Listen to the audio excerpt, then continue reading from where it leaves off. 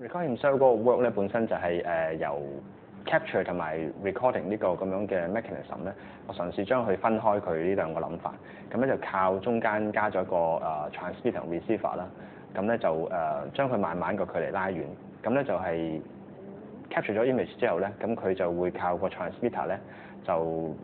send 過去另一邊個 recorder 嗰度，咁變咗佢距離遠嘅時候咧，佢就會慢慢咧就會收唔到嗰個 signal。咁而我自己覺得，因為喺呢個咁嘅距離慢慢拉遠嘅時候咧，佢就會慢慢清晰到咧呢個 recording 同埋呢個 capturing 咧嗰個 process 咧就好似慢慢去分開咗咁樣樣。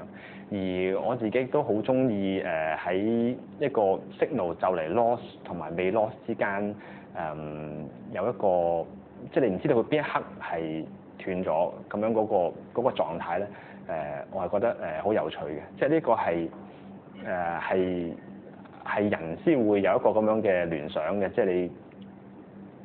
即係邊一刻先係咧，邊一刻即係邊一個 moment 先係最後一刻咧咁樣樣。